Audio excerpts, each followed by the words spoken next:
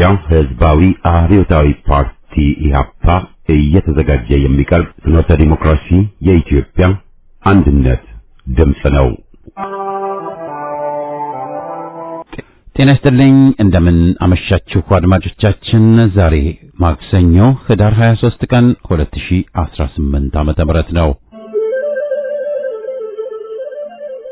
የደምቢ ዶሎ ዩኒቨርሲቲ ተማሪዎች የነበሩትና በአክራሪ የኦሮሞ አሸባሪዎች የታገቱት ተማሪዎች ጉዳይ እስካሁን እልባትን አላገኘም። ብዙዎቹ ልጃገረዶች የሆኑት እነዚህ የአማራ ወጣቶች ከታገቱ ማክሰኞ ህዳር 23 ቀን 2157 ቀናት አለፋቸው። የወጣቶቹ ሰቆቃ ያልቃ እንበል። እስከ መቼ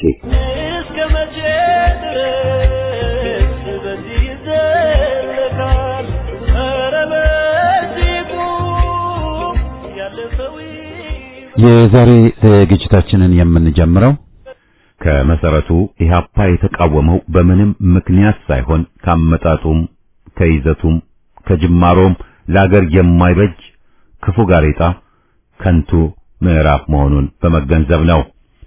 ቅኔ እንቀኝለት እናወድሰው ብለው ራሳቸውን ሲያቀሉ ተቃውሞ ያሰማው ለዚህ ነው። ሰው ምን ይመስላል ቢለው ግብሩን በሚል ርዕስ ከፍኖተ ዲሞክራሲ ዝግጅት ክፍል የቀረበ ሀተታ ነው። ከዜናው በመከተል ይቀርባል።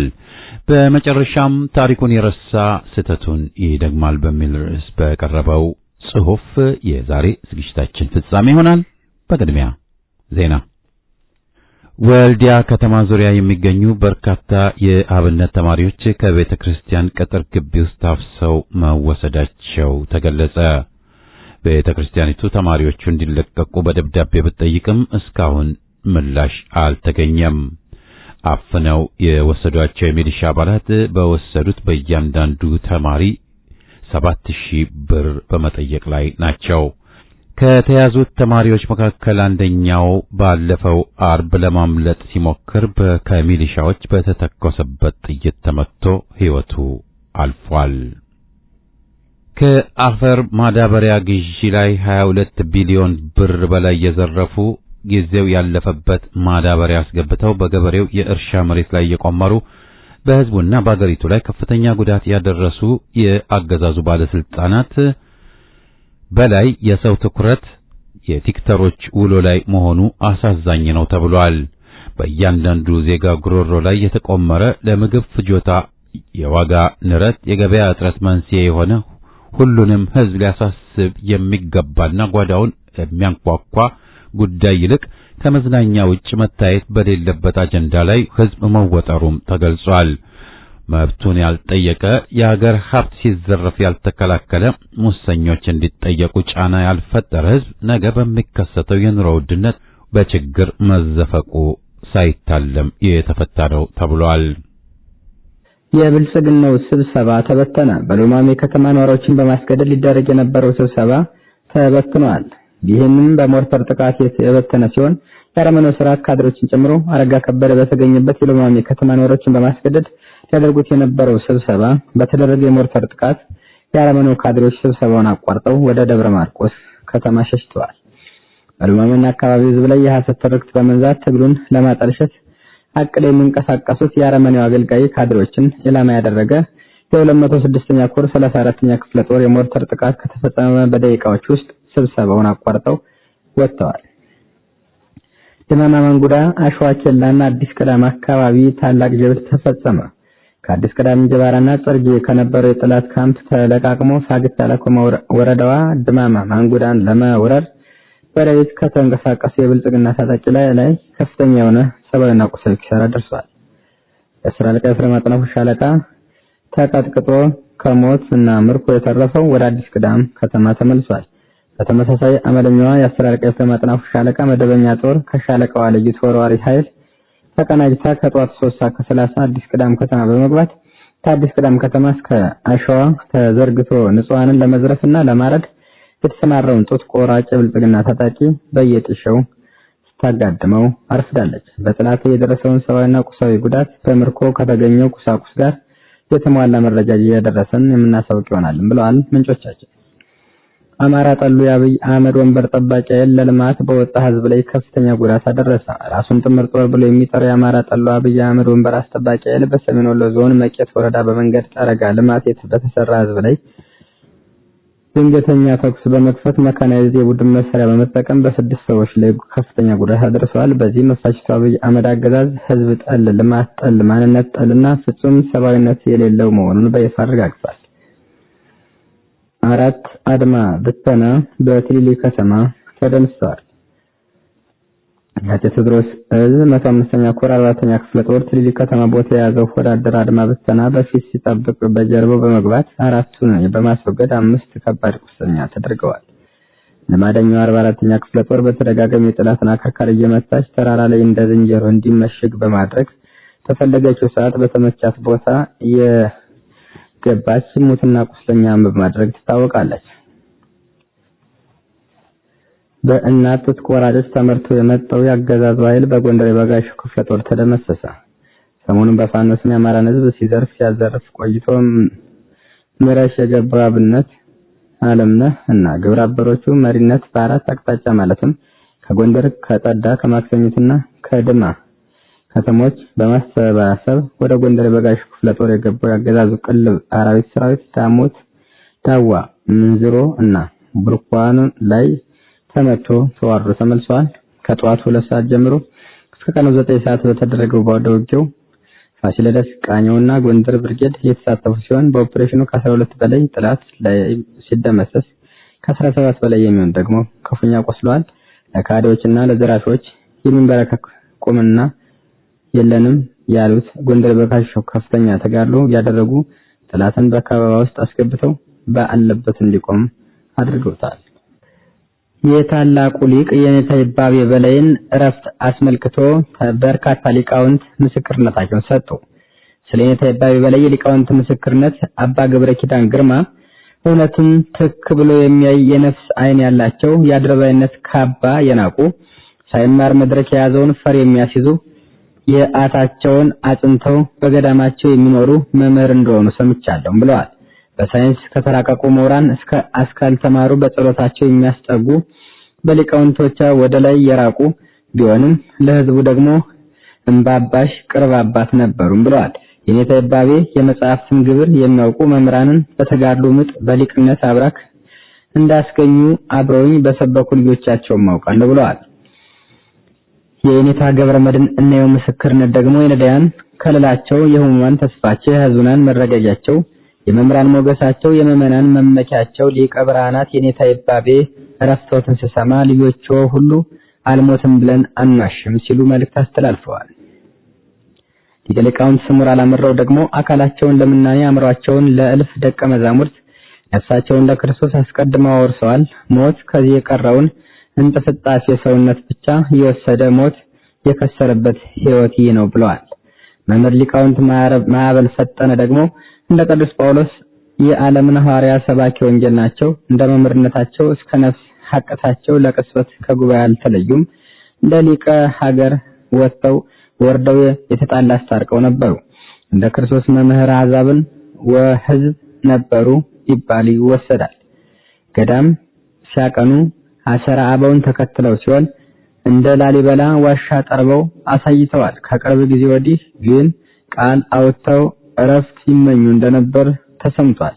በአንድ ቀን እይታ እንደተረዳዋቸው የኔታ በሀገራቸው አፍረው ከአዲሱ ትውልድ ጋር ተኳርፈው ነበር። ሀገር ይረግሙ ይሆን ብዬ ስፈራ እግዚአብሔር ጸሎታቸውን ሰማቸው፣ ከጻድቃን ደመናቸው። የኔታ ዘመላክ ዳግም መኖራቸውን ሳንጠግባቸው ሞታቸው መሰማት ምን ያህል ክፉ ነበር። በመኖራቸው የምንጠቀም በሞታቸው ምን ያህል እንጎዳ። ያለ እድሜያቸው በትሩፋት ያረጁ የኔታ ያለ እድሜያቸው መሞት ምን ያህል አስጨናጭ ነው። እናንተ ኦርቶዶክሳውያን ሆይ ለራሳችን እናልቀስ እንጂ ለኔታ አናልቀስ። እኛ አጓለማውታ ሆነናል እንጂ እርሳቸውስ ወደ ኖሩለትና ወደ አገለገሉበት አምላካቸው ሄደዋልም ብለዋል። መምህር ኤፍሬም ተስፉ በቅኔ በኢትዮጵያ ፍርፋደ በማለት ለነዚህ ሊቅ አባት ተቀኝቷል። እነዚህ ታላቁ የኢትዮጵያ ሊቅ ፀሐይ ዘኢትዮጵያ የሚባሉ የኔታ ይባቤ በላይ በዛሬው ዕለት አርፈዋል። በቅርብ ጊዜ በአገዛዙ ተይዘው ወደ እስር ቤት ወደ ወህኒ ወርደው እንደነበርና በኋላም እንደተለቀቁ የሚታወስ ነው። ከዚያ ዕለትና ሰዓት ጀምሮ ግን የጤና እክል እንደገጠማቸው አንድም ቀን በጤንነታቸው ላይ በሰላም ተኝተው እንደማይነሱ የውስጥ መረጃ ምንጮች አቀብለውናል። የዕለቱ ዜና በዚያ በቃ።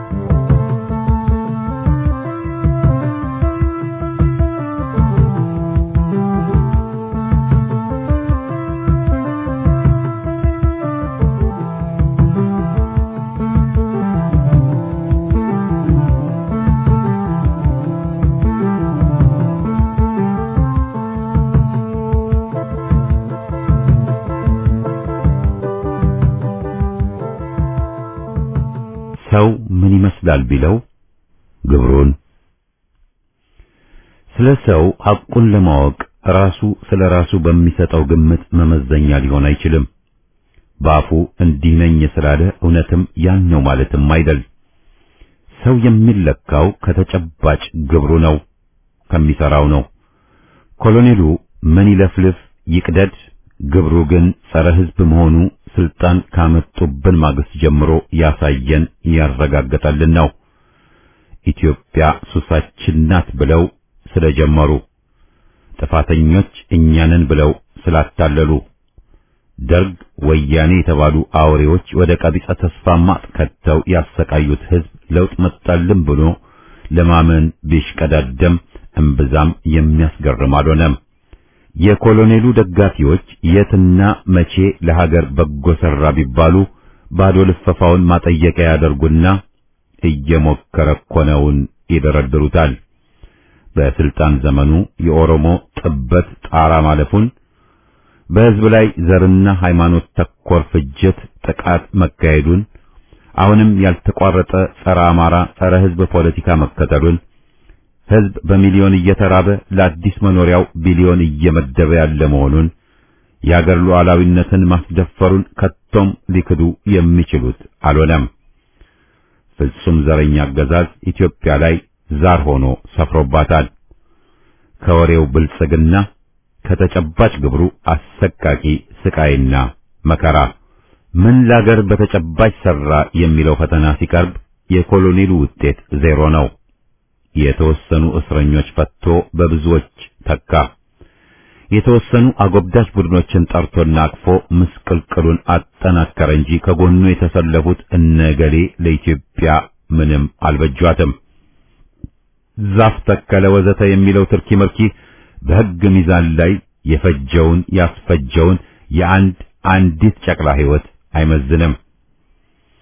ቁም ነገርና ከንቱን መለየት ካልተሳነን በቀር ኮሎኔሉ በጭካኔው ያተረፋቸው ቅጽሎች በውዳሴ ያገኛቸው ሊሸፍኗቸው የሚችሉ አይደሉም። ከመሰረቱ ኢህአፓ የተቃወመው በምንም ምክንያት ሳይሆን ካመጣጡም ከይዘቱም ከጅማሮም ለአገር የማይበጅ ክፉ ጋሬጣ ከንቱ ምዕራፍ መሆኑን በመገንዘብ ነው። ቅኔ እንቀኝለት እናወድሰው ብለው ራሳቸውን ሲያቀሉ ተቃውሞ ያሰማው ለዚህ ነው። በውጭ ሀገርም በኤምባሲው ፊት ለፊት የተቃውሞ ሰልፍ ያደረገበት የመጀመሪያ ኃይል የሆነውም ለዚህ ነው። ይህ ሁሉ ሲሆን የኢህአፓ የወያኔ ሰለባዎችም አንዳቸውም ከእስር አልተፈቱም፣ የት እንደደረሱም ትንፍሽ አልተባለም። በድርጅቱ ላይ ወያኔ የጋተውን ጥላቻ ወዶ እያጣጣመ ድርጅቱን በተጨባጭ አግዶ የቆየና የሞተ አንጃውን ቀስቅሶ የድርጅቱን ስም ለማወናበጃ ለግሶና ሕጋዊነት ሰጥቶ ኢህአፓን አግጄና አግልዬ በስሙ የቀትር ጥላውን አቀፍያለሁ አለን። ይህን የማያስቅ ቧልት እስካሁን የቀጠለበት ቢሆንም ለቀድሞ ወያኔዎች ውዳቂም ቢሆን ሹመት ሲሰጥ ላንጃው የገጠር መንገዶች ሹመትም ሊሰጠው ፈቃደኛ አልሆነም። በተጨባጭ ስራው ይህ ነው። የምን ሽግግር፣ የምን እርቅና መግባባት? ያሰፈነው አውሬና ጠባብ ስርዓት ነው። የምን ዴሞክራሲ? መቀነስ መፍጀት እንጂ የምን መደመር? ኮሎኔሉ ምህረት የለሽ ዘረኛ አምባገነን ኢትዮጵያን ክብርም መሬትም አሳጥቷታል። አሁን የሚንገታገተው ቀሪ ጉዳት እስከሚያደርስ ወያኔ የዘረፈውን የአማራ መሬት እንደገና እስኪሰጠው ዘረኝነትን በጭካኔ እስኪያሰፍን ድረስ ብቻ ነው። እድሜው አጭር ነው ብንል ትንቢት እንደሱ ከጅሎን አይደለም። የኢትዮጵያ አካባቢ ሁኔታ ከሀገራችን አንጻር አመቺ ነው ለማለት አያስደፈረም። ውጥንቅጥ አለ፣ ጦርነቱም በስቷል። የሱዳን፣ የኬንያ፣ የጅቡቲ፣ የሶማሊያ ቀውስ የሚያባራ አልሆነም። አንደምታውም ብዙ ነው። ይህን የቀውስ ሁኔታ የኮሎኔሉ አገዛዝ ያባብሰው እንደው እንጂ ሊያርመው ሊያሻሽለው አይችልም። ፍላጎቱም ችሎታውም ያጠረው ከመሆኑም በላይ ስምሪቱ በአሉታዊ አገርን በሚጎዳ አቅጣጫም ነው። ገልጠን ብናየው አሁንም ግርግሩን ትተን ሐቁን ስንጨብጠው አገዛዙ ከአሜሪካና ከነሳውዲ ጋር ሰምሮ አለ። በኩዌት አድሃሪዎች የሀገራችንን ልጅ ሲሰቅሉ ተቃውሞ ሲተነፍስም አልተሰማም። በሳውዲ በየመን ወዘተም ወገን መከራ ያያል፣ ተቆርቋሪ የለውም። አስፈታው ተቆረቆርኩ የመጀመሪያ ሰሞን ማደናገሪያቸው ብቻ ሆኖ ቀርቷል። ሻዕቢያ የፈለገውን ከሞላ ጎደል አግኝቷል። ከትግራይ መሬት ይውጣ ጫጫታው ለወያኔ ለመታደግ እንጂ ለኢትዮጵያ አስበውላት እንዳልሆነም ማንም ዜጋ ሊስተው የሚገባ አይደለም። አሜሪካና ምዕራባውያን ዛሬም ለወያኔ ዘብ ቆመውለታል። ኖርዌይ፣ አልን፣ እንግሊዝ የሀገር ገንዘብ ዛሬም በሰፊው በአዲሶቹ የሙስና ዋልጊዎች እየተዘረፈ እየተጓዘ ነው። የብር ሚዛን ዋጋ ወድቋል። የኑሮ ውድነት ለነሱ በቀን ተሌት በልተው ቦርጭ ለዘረገፉት ካልሆነ ለሕዝብ የማይቻል የማይቀመስ እንደሆነ አለ። ለትግራይ እህል እርዳታ ብለው ሲጫጫሁ ረሃብተኛው መረዳቱ ተገቢ ነው። በአማራውና በአፋሩ መሬት ለተራበው ኩንታልም ደረሰው ሲባል አልሰማንም። ለወያኔ የሳተላይት የስለላ ውጤቱን የሚያካፍለው አገርስ ይህንን ድርጊቱን አቆመ ወይስ ቀጠለበት? መሳሪያ ማውረድ የተባለው የነፍስ ወከፉን መትረየሱን ወዘተ ሳይሆን ከባድ መሳሪያውን ነው ማለቱስ ምንን ያመለክታል? የደቡብ አፍሪካም ሆነ የናይሮቢ ስምምነታቸው ማንም ሳይሆን የሚያፈርሱት ራሳቸው እንደሚሆኑ ጥርጥር የለንም። የምን ስንልም የምን ሰላም ከአውሬው ሰው በላው ኢትዮጵያን ጠል ዘረኛ ወያኔ ጋር ስምምነት ዋዛና ፈዛዛ የለውም ለዛ። ለካዲና ድርባይ ምሁር ተብዮች ምንም ጆሮ አንስጥ። ዘረኞቹን ለማቸነፍ ለሁለገብ ትግል በጋራ እንነሳ፣ እንታገል።